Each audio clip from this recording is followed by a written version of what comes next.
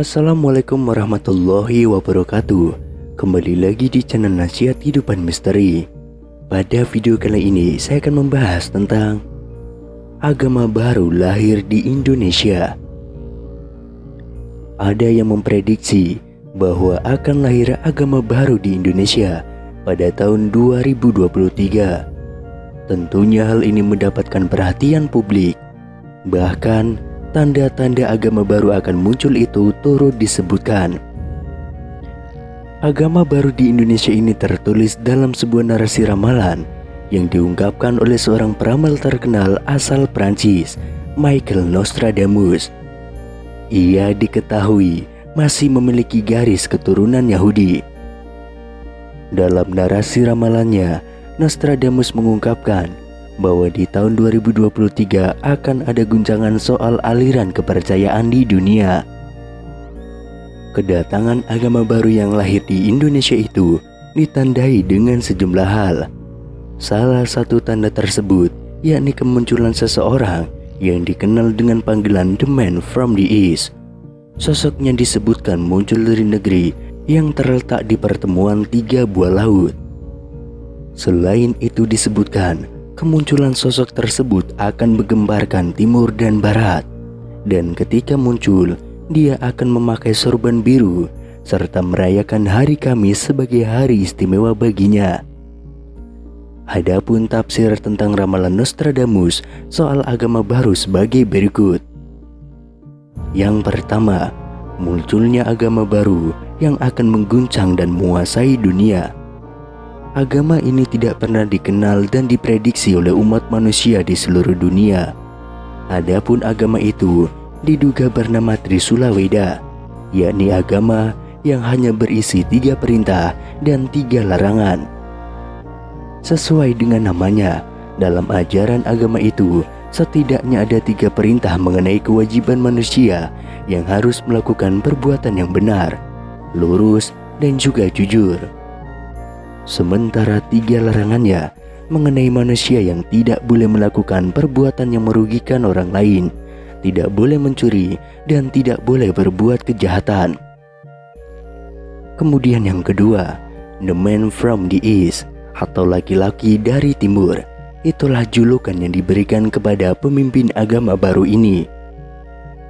Dikatakan dia akan menghapus seluruh agama-agama dan akan mendirikan agama baru yang akan dianut oleh semua makhluk di jagat raya ini.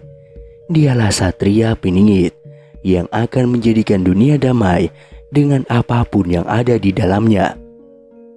Kemudian yang ketiga, muncul dari negeri yang terletak di pertemuan 3 buah laut.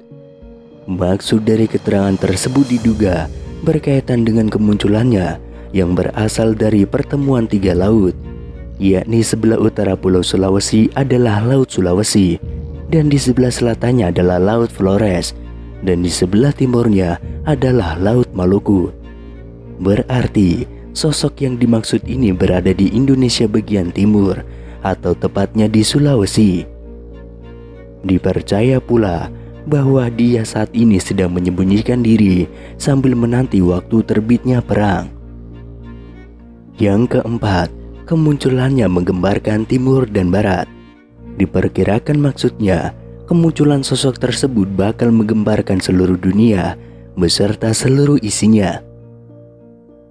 Kemudian yang kelima, ketika muncul dia akan memakai sorban biru. Sorban sendiri adalah selai kain yang lazim digunakan oleh umat Islam yang biasanya digunakan oleh orang Arab pada zaman pra-Islam untuk mengatasi hawa dingin atau teriknya matahari, terutama di gurun pasir. Karena di gurun pasir, suhu di siang harinya bisa menjadi sangat panas dan suhu di malam harinya bisa menjadi sangat dingin. Kemudian yang keenam, merayakan hari Kamis sebagai hari istimewa. Berbeda dari umat Islam yang menganggap bahwa hari Jumat adalah hari penuh keberkahan, nantinya dalam agama ini akan merayakan hari Kamis sebagai hari istimewanya. Dia juga tidak mau hari Sabtu, karena hari Sabtu sudah diistimewakan oleh agama Yahudi. Demikian pula pada hari Minggu. dia juga enggan menggunakan hari Minggu sebagai hari istimewanya karena telah diistimewakan oleh agama Nasrani. Kendati demikian, tidak diketahui lebih lanjut kebenaran dari narasi soal ramalan di tahun 2023 tersebut yang menyebutkan akan ada agama baru lahir di Indonesia. Selain Michael Nostradamus, Prabu Jayabaya juga meramalkan hal yang sama untuk Indonesia. Prabu Sri Aji Jayabaya merupakan raja yang paling diingat masyarakat karena berbagai ramalannya. Prabu Jayabaya diperkirakan memerintah kerajaan Panjalu atau Kediri pada tahun 1135 sampai 1157 Masehi. Prabu Jayabaya merupakan putra Raden Panji dari kerajaan Jenggala dan Putri Sekartaji dari Daha. Pada masa Prabu Jayabaya memerintah, kerajaan Kediri mencapai puncak kejayaannya.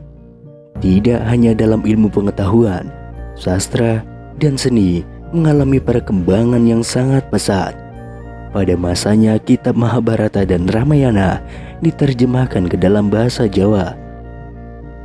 Prabu Jayabaya juga menulis ramalan akan masa depan yang kemudian diyakini banyak yang telah terjadi. Ramalannya ditulis dalam bentuk kakawin atau tembang Jawa. Kakawin ini berupa 21 pupuh berirama asmarandana, 29 pupuh berirama sinom, dan 8 pupuh berirama dendanggulo yang kemudian dikenal dengan kitab Musarar.